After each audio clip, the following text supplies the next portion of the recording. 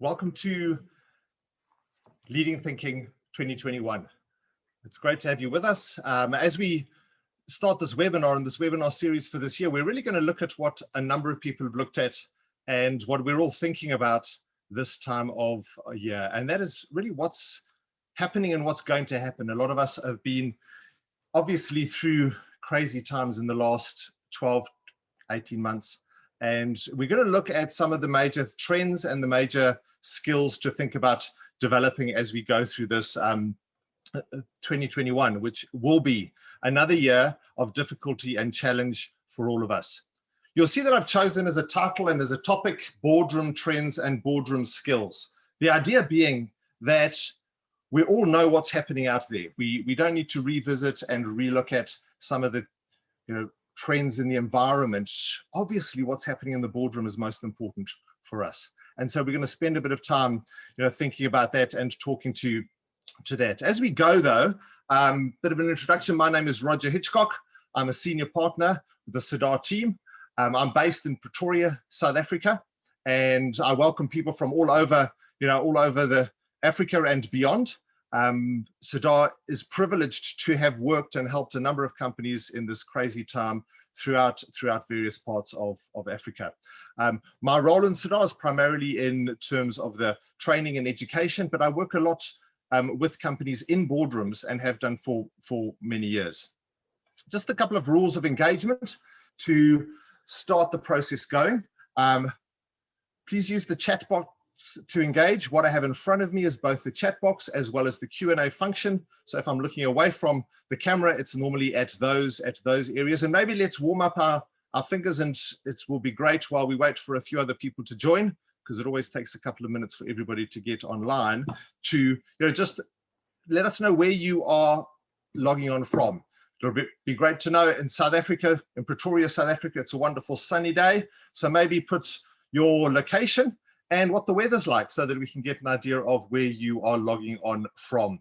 As I said, please use the chat box to engage as we go. Also the Q&A function to ask any questions. I will monitor those as we go, but there will also be an opportunity at the end of the session together to ask any questions and address any questions as we go. Great, Johannesburg hot and cloudy. Lovely overcast in Cape Town. It seems to be Joburg and Cape Town. We always argue about the weather. So, Cape Town's probably going to have a rainy weekend as usual. Chilly London. I'm certainly glad I'm not in the Northern Hemisphere. I have a brother who recently went to Denmark and is experiencing, sub-zero temperatures. Nairobi. Welcome from Dubai. Great to see your name, Jane. So good. There's still a few people joining, so we're just going to, give it a couple more minutes. And as we go, please raise your questions, raise your concerns. Let's make this next 30 to 40 minutes as productive as possible. Nice to see you online, Alois, as well. Good to see some familiar names as well as some new names. When we talk about these trends and skills, so one of the important things as directors is to continually monitor both what's happening inside our organizations as well as obviously what's happening outside our organizations. What we've seen happen in the last 12 months with many companies is, due to what we've gone through as a world, we've shifted away from having often, and many companies went into 2020 with a great, pretty well thought out strategy that's probably extended beyond 2021 into 2025, 2030. As the pandemic hit, one of the reactions, and it was a legitimate reaction, was to move from the future to the present, from the projections and the imaginations and the scenarios of the future to the immediate. We all needed to batten down the hatches. We all needed to see what we needed to do to survive. And many of us did very well at that because we had the skill set with that in mind. We had the ability to manage some of those things because of the skill set that sat in our boardrooms and in our leadership teams.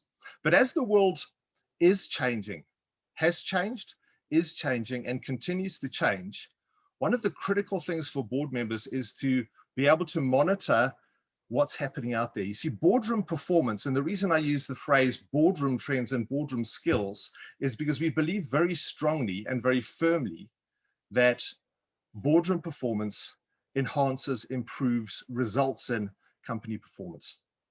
We've seen internationally a major change of emphasis from the board being almost the body that sits on top of the pyramid, a static entity that probably isn't going anywhere, to saying the board needs to be at the leadership of the company in a different role, a strategic role, a more anticipatory role than reactive role. And that's one of the trends we've seen, not just due to the pandemic, but actually due to the changes over the last 15 or 20 years. And so what does that mean in terms of how do we address the questions that we have in our minds around what we're facing and what we are going through? And the most important question for us to have as directors is to really ask the question, when we think about trends, how do these actually affect us? And so that's the view to what's happening around us that I'm going to try to bring into the boardroom and say, how do we address that in the boardroom itself? And a couple of questions. I see some other people have joined up. Yes, on the webinar, you have been muted, but you'll be able to engage via the chat box. And please drop your comments or questions into either the chat box or the Q&A box as we go forward. So I suggest you open those up and use those to engage. We have over 40 people online at the moment, so that's exciting. It's a bit difficult to get everybody, to engage verbally. And so when we think about the trends, what are some of the things? And some of what I'm going to say is probably obvious. Some of what I'm going to say, hopefully, is a different angle on the obvious, because as this question says, we've got to be asking the question, how do these things affect us? A quote that I've used regularly, and it always springs to mind, came out early in the pandemic, where someone said, because the phrase going around was, well, we're all in the same boat. It's happening to all of us. But actually, that's not the truth. The truth is we're all going through the same storm, but we're not all in the same boat. And so we have to ask ourselves in our companies, in our boardrooms, how do these things actually affect us? And so the key trends, the three key trends I want to touch on, and then pick up on how we think about addressing these with some skills, and we change these as, and this is the obvious one. The obvious one is that we have to learn to live with a much greater level of uncertainty. We are certainly seeing some consistency emerge. Last year was a year unlike any other. And I think, in my lifespan, and I'm in my 50s, never experienced anything. It was as disruptive for many people as the world wars were seen as disruptive. And yet our businesses have not been built with this level of uncertainty in mind. Our business models haven't been put together with the level of uncertainty that we've seen in the recent months. We've often built our businesses with assumptions about continuity, about trends that are going, about smoothness of trends, instead of actually having to think about a vehicle, if we think about our business in that way, as being built to handle and to take the shocks of uncertainty. And that's both internal and external. One of the challenges we're seeing around many leadership teams is the fact that this virus has gone from being a stat out there. We've all looked at more graphs over the last year than ever before. But it's gone from out there to suddenly people that we know, to now people that we know that are close. And many of us have actually experienced this ourselves.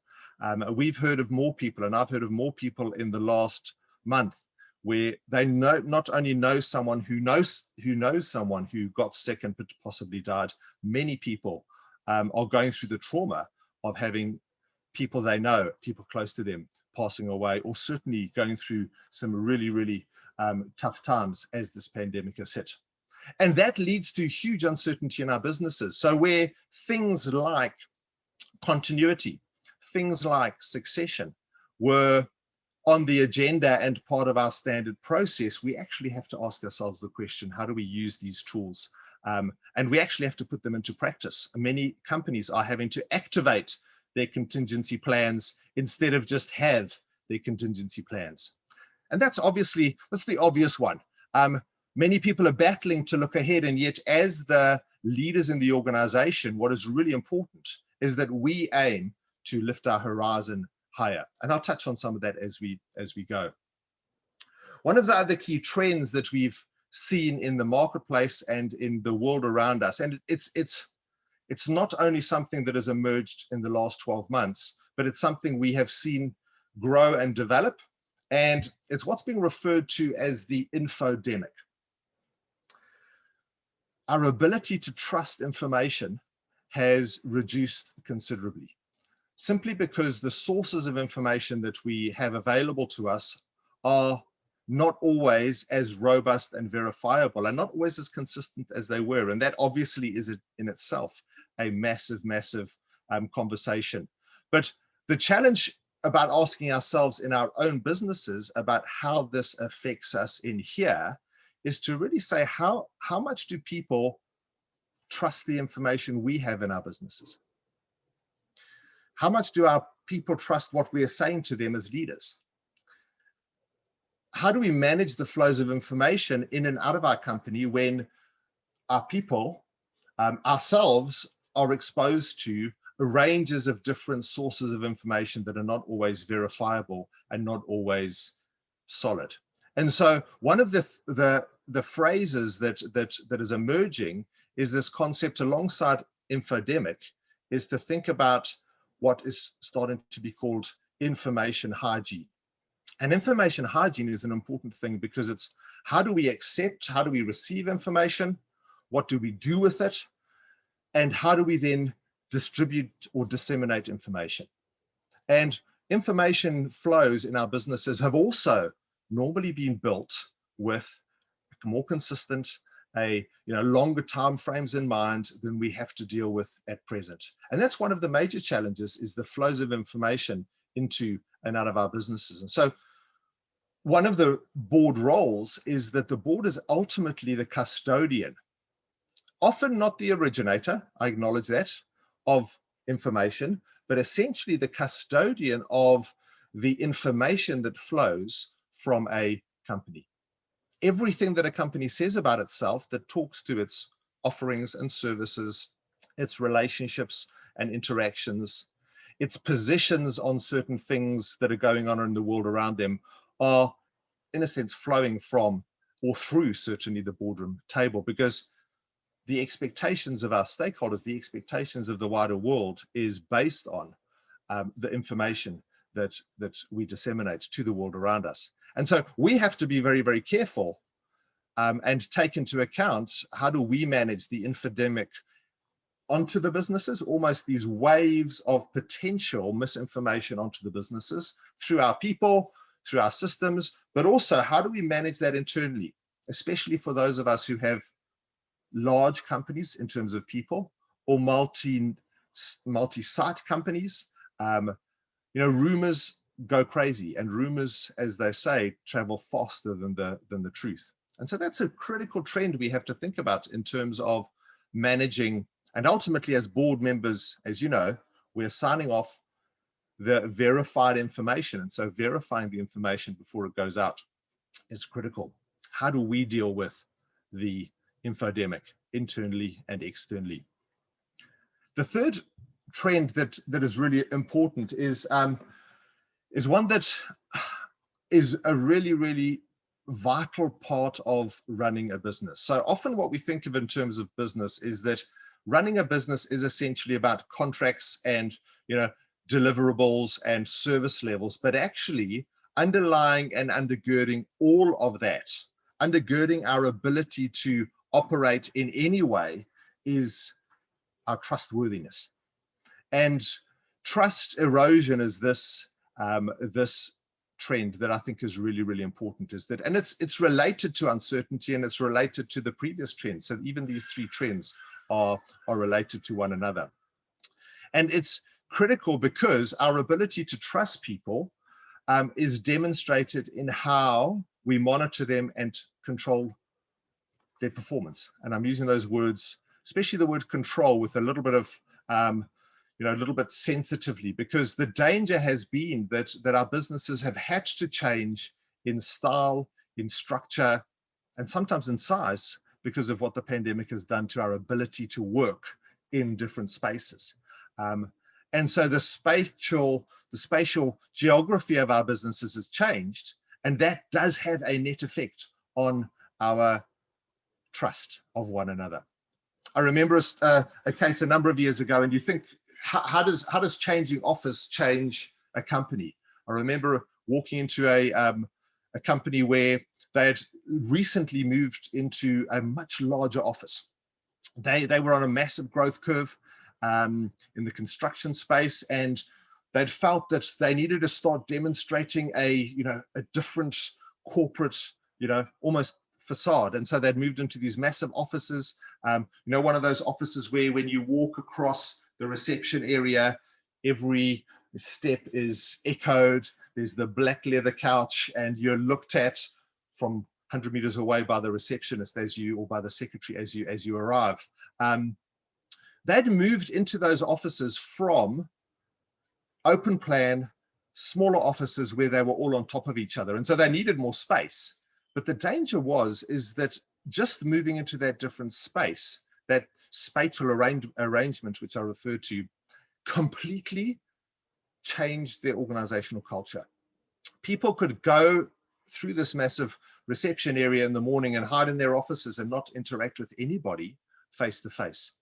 And we've seen that through the pandemic, where people are not interacting with one another face to face. There are people on my team that I've worked with for the last a number of months. We recruited them during the pandemic that I've never met face to face. And even though we've done the best with what we can, there's obviously this veneer that is concerning of connection. And that's trust is a relational concept. And this is why we often don't talk about it in business, because we think that, well, we're here to put in place structures and processes, but actually the role of a director isn't just about what we have as businesses and the assets that we govern. It's not just about ensuring that the activities in the business governed by the policy frameworks that we put in place are robust, but also a key awareness is that both of those things are united or joined together because of the relational dynamics in the business. And that's both an internal thing and an external thing. And so again, how does this impact us in the boardroom? How well do we trust, or how much do we trust the people sitting over the table from us? Because we are together in this thing. We are in the same boat, literally, because it is the same company we are directing and governing. How well do we trust the people walking into the room to report? Have we got questions around those? And I know that in today's world, the challenge is we don't walk into the room. We log on and speak to them via Zoom. How well do we trust the echelons of our businesses to deliver what we need to be delivered? And also, how much are we trusted? So when we have messages that go out there, how well is it backed by what we're actually doing and delivering? And so those key trends of living with uncertainty, and we have to relook at our business model and say, how do we build a business model that can deal with uncertainty? How do we manage the second trend, the flow of information into, through, and out of our businesses? Because there is a flow of information that we are part of. And then how do we be more aware of the trust elements in our business and think about that? And what are the skill sets that I believe we need to be thinking about as we go? And as I've touched on those trends, it'd be good to hear see some of your reflections. If there's a thought that jumps to mind, please put it on the chat box, or as I said, drop a question into the Q&A facility as we go. So with that in mind, what are the key boardroom skills that we need to think about going forward? And let me start by saying that I'm taking quite a specific perspective. As I said, it's the boardroom, in the boardroom perspective that I'm trying to look at. So my perspective, or the principle that I'm following, and I've seen it emerge over the last 12 months, certainly, is that there's a need in our organizations to go deep before we go wide. What I mean by that is that the behavior, the habits, the structures of our business can grow and develop and be substantial out there. But unless they are supported by a significantly strong root system, so the metaphor of a tree, that the bigger the branches, the bigger the root system. The metaphor which I often use in governance is that governance comes from the Greek word captain of a ship. The bigger the ship, the deeper the keel needs to reach, the heavier the keel. And so as we relook at what is on the surface of our businesses and think about restructuring some of those things and learning new skills, I want to try to dig a bit deeper and say, what are some of the underlying principles that support these things and undergird them? And they have to do with what happens around the boardroom table. Now, the challenge of the boardroom table is that, and all three of the skills that I'm going to unpack for you are often easier to do as an individual than together with a team. And the point of a boardroom is that we need to get as many different perspectives, as many different people, skill sets into the room as we can based on the size of our team. And we'll pick up on some of those challenges in our next webinar. So there's a webinar in a couple of weeks' time where we're going to focus quite specifically on some of those, call it compositional aspects of a board. But I want to ask the question, what do those people need to do together? And so there's not only the individual skill set that is important for us to develop, but there's also the ability to do it together. Because as I said, most of us are trained as individuals. We went through our training processes as individuals, and we often consider ourselves strong or weak based on our individual abilities. The reality of a board is it's the togetherness, it's the communion or communication, the community of the board that is important to think about. And that's the principle that I'm taking when I address these three things. So these are not individual skills, they're actually group skills. And I think that's one of the biggest challenges. The first one is diagnosis. And what I mean by diagnosis is that too often it's easy for us to either jump to assumptions or to jump to our basic expectations instead of properly trying to understand. And you'll see I put in brackets there, better thinking. One of the classic books on strategy that are often used is called Good Strategy, Bad Strategy by a gentleman called Richard Rumelt. And he speaks about one of the most essential elements of strategy being proper, deep, robust, accurate diagnosis. And when we're going through uncertainty, so related back to the trends, when we're going through uncertainty, when we're going through an infodemic where we can't necessarily take all the information that we've got appropriately and we need to judge it before we act on it. When we're going through a trust crisis or a trust deficit, we have to find ways to, as I said, get way beyond our assumptions. And so together we have to learn to think together. And this is really unpacking skills of analysis. How well do we analyze? Skills of imagining. So when we're thinking through our challenges that we have as a board, it's very easy to be reactive to what we've seen. And many times we make decisions reactively. But we need to think about the future. And the only way to engage with the future is through the faculty of the imagination. And that's one area that I've seldom seen encouraged in boardrooms, is we need to imagine better. We also need to ask the question in our thinking process. And it's a question that is elaborated or expressed in many of the governance codes that we work with today, the phrase apply and explain. And what that means in essence is we are going to be, and we are under a lot of recommendation information from the outside world, be it our legislative frameworks we have to think about, the codes of corporate governance we have to read and think about and process, best practice frameworks that are left, right, and center, the multitude of business books that we have access to and available to us. We've got to ask those, and we've got to read those things with a very specific question in mind all the time. How does that apply to us? What can we actually apply, and in what way? In other words, what does it look like here? We've also got to recognize that in governance, because we are the accountable parties, essentially, as the board members together, we've also got to go beyond just the application. We've also got to ask the question, how do we give an account for this thing? So as we move forward and as we process and as we think, as we rely on certain sources of information more than other sources of information, as we choose to exclude certain, messages and include certain messages, as we challenge our assumptions or test our assumptions, and in essence, form new ones, because that's what we do when we think, is we're essentially forming new sets of assumptions, we're forming new sets of expectations, and we need to be doing that in today's world. It's important for us to do that and to identify what they are. It's important for us to not only think of how are we getting it in, but how are we going to give an account for it at the end of the day, so that together we can understand better. And this speaks to some of the, and thanks for Mataza, the question around open-mindedness and open communication.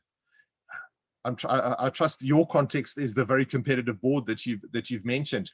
The danger is in today's world, especially around the boardroom table, is it's very difficult to say something like, I don't know. And sometimes we have to be the ones who say, not just I don't know, but we don't know. Now, that doesn't disqualify us from leading. And I think this is where the challenge is that in highly competitive environments or environments that are very judgmental or critical, it's very difficult to be the one who asks the silly question, who raises the issue. But I think one of the things to do is to develop a culture of analysis before we get to the next thing, which is what I call the skill set of decisiveness.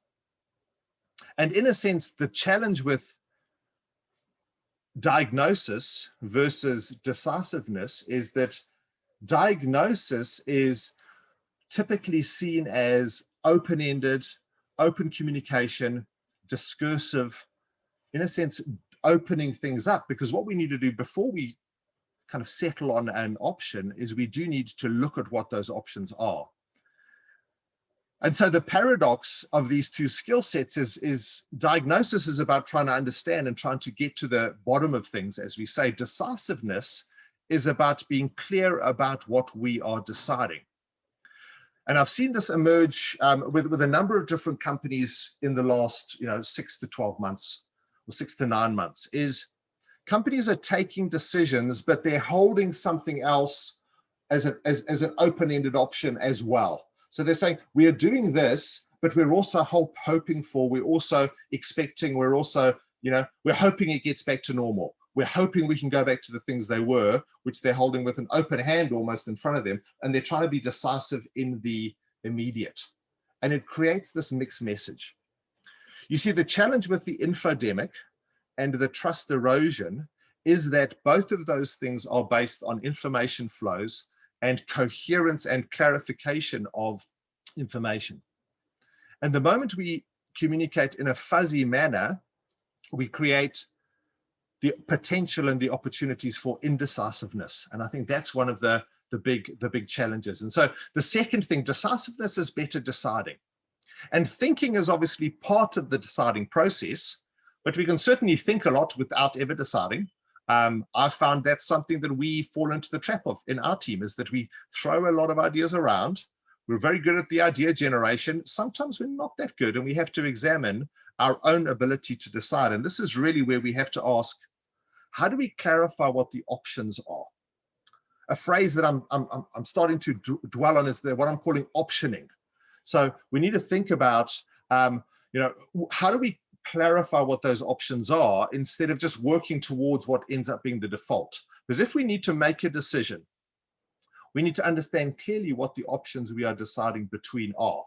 And that's really, really important as we go through, which means we speak to things like clarity of communication, understanding, obviously, as we think through the analysis, how do we understand the information that's coming in? But when we're making a decision, being very, very clear in terms of what are our expected outcomes, what are the options available to us, how do we weigh up the pros and cons? And there's a lot of tools that one can use to do this, but the danger is, in a boardroom, we end up forming individual opinions and then in a sense, stepping back and hanging on to our own opinion and then fighting out for the best opinion, instead of recognizing that in a boardroom where there is a group of people that are there for the best interest of the company, the best option is probably somewhere in between all of those opinions. But we need to find ways of being clear about those and managing the expectations around that. We are going to build trust with our people if there is a decisiveness that also has verified the information, so better thinking, better deciding. Because what our people want from us and what we need in our organizations, and this was something that has been around for a long time, is unfortunately our lack of this third skill, coherence. And this is where we need to think about better doing. And obviously the doing process is the link between the board and its management team. It's mediated by our policy frameworks and our process frameworks and all of the things we expect people to do. It's linked to the competence of our people. It's linked to our performance management systems. It's linked to, as I mentioned earlier, organizational culture. And this is where the trust element is absolutely essential to think about, is as our people are performing, are we holding them accountable in a way that adds to coherence and enables them to act, or in a way that removes their ability to act and dilutes their ability to act? And so the doing, and this is where what we've seen happen is that many companies do have, as I said, these great grand strategic views that have, in a sense, had to be shelved.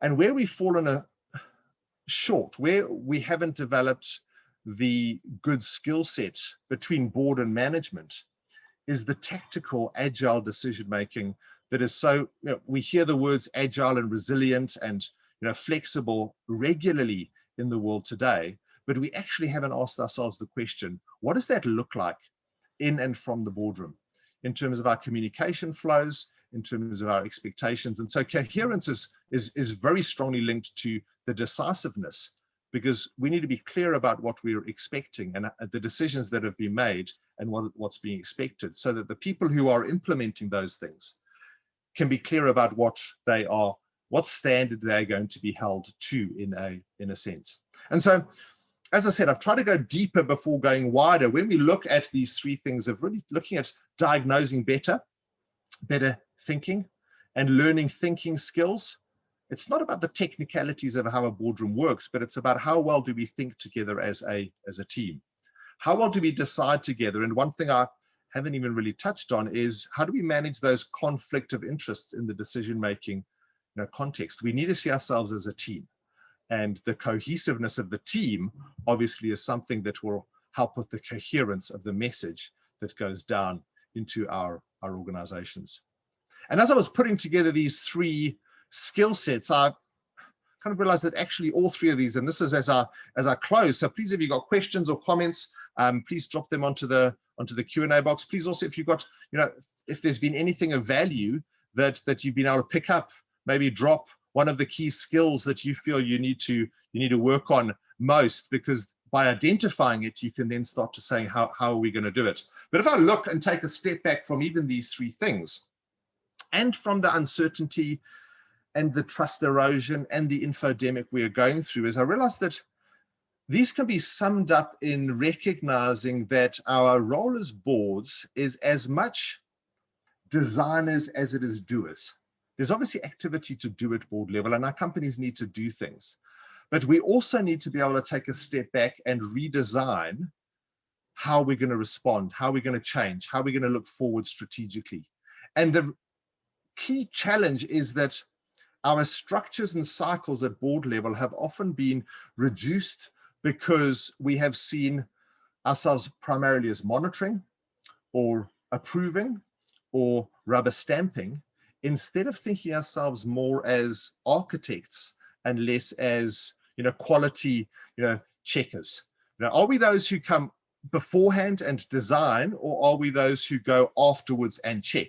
And obviously there are both of those roles at board level. But I think we've been better at, in many boardrooms, we've been better at monitoring and checking the standards in a sense, and holding people accountable from afterwards, than thinking with a design perspective in mind. And it means we need to start re-looking at our boardroom processes and saying, how do we build in a continual cycle of revisiting, reevaluating, reassessing? That's what I mean by that word.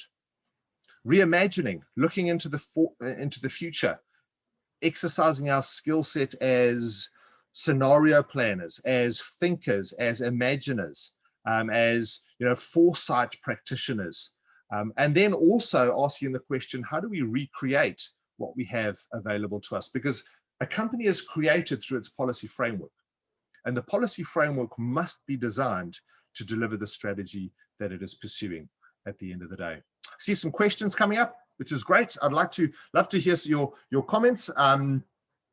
Absolutely, Sylvain, very, very, very good point there.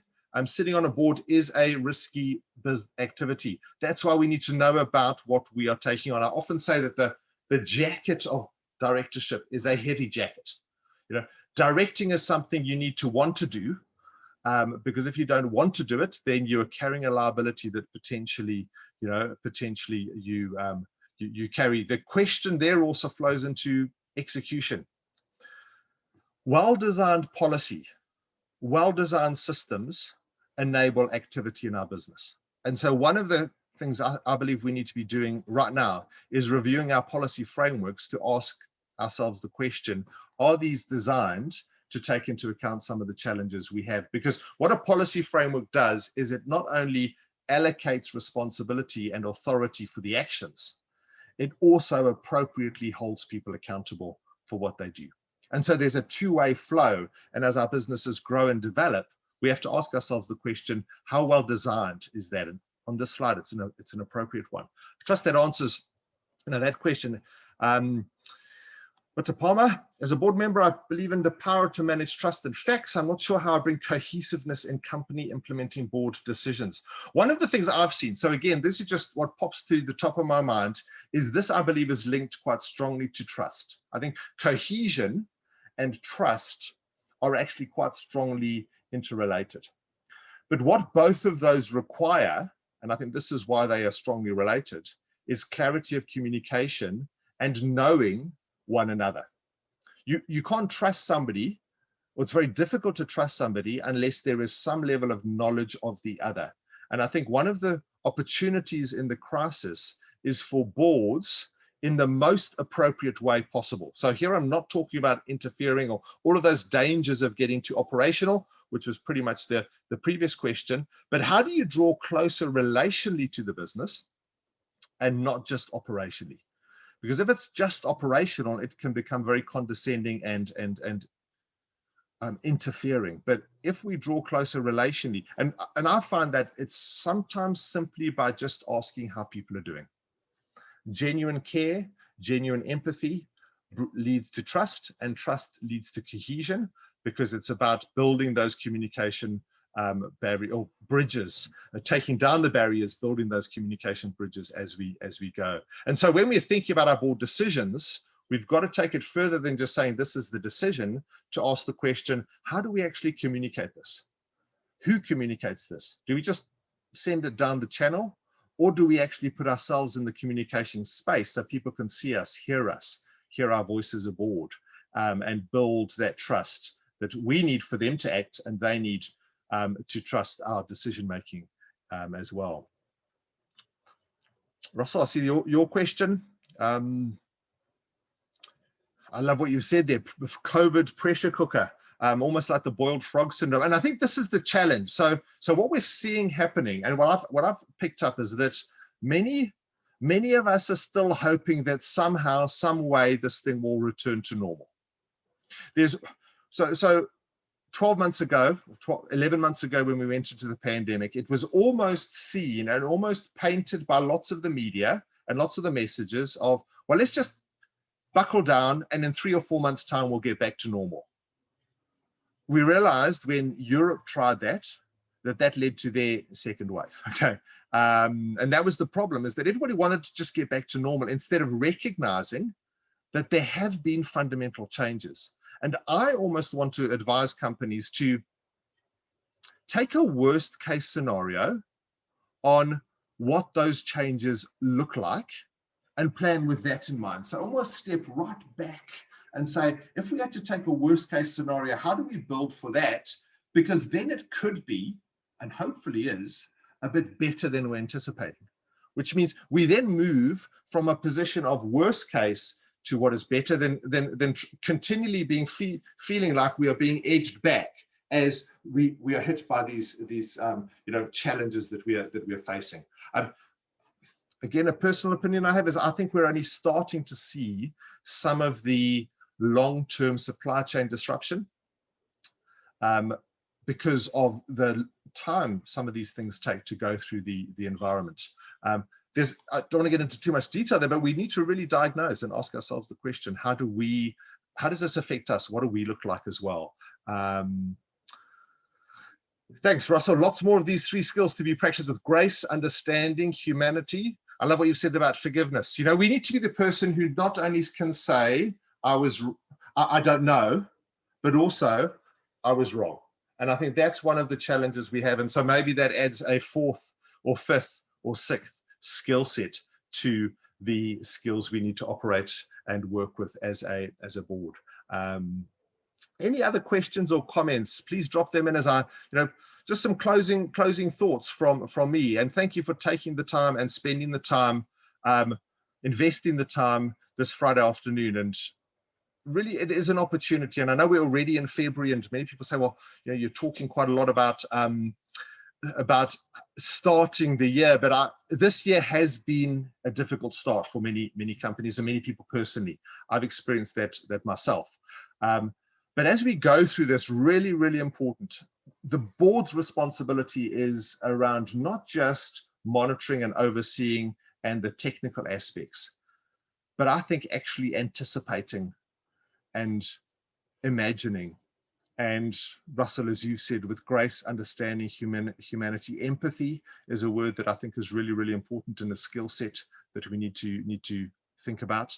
I think those are critical as we go forward, is to really examine ourselves. And so I encourage you in your boardrooms to maybe ask, take the 3 words or 4 words. You don't have to necessarily watch. It'd be great if you got your board to view some of this, because it may open up the conversation that you need to have going forward. But Palmer, again, your question is a very challenging one, and one that if I go too deeply into, we're all going to be here until the end of the weekend. SOEs. So when I look at boards, the challenge we often have is that we fragment different types of companies into different spaces. I believe that the same principles apply whether you're sitting on whether you're the founder of a business and you're by yourself, or maybe have 1 or 2 key people, to a massive listed company. The same kind of themes have to apply. Remember, the question is, how does this affect us? And I believe the same applies to anyone who governs. And maybe as a summary and final thought is that ultimately governance is really critical in the world today. And by governance, I mean the work that happens before implementation, the thinking strategically, the oversight, the anticipation, and the governing roles that the world has. I think there is 3 broad categories of governing roles that need to be challenged. And we've spoken about the company one. The same thing happens. So any entity, any company has to think through its governing. I believe that also happens at national level, and we are seeing lots of challenges in that. And these same concepts, I believe, are valuable at that level. And then the third governing role that a lot of us carry and walk in is parenting and running a household, and we also need to think about that. So, and it's a slightly different close, but those are my closing thoughts. I trust it's been valuable. Look around you, see the world differently, because the world has changed. Challenge your own assumptions, challenge your own expectations, and I trust you'll also join us for the future Leading Thinking webinars as we go forward. Thanks very much for your time and attention, and I don't see any additional questions or comments, but all the very best.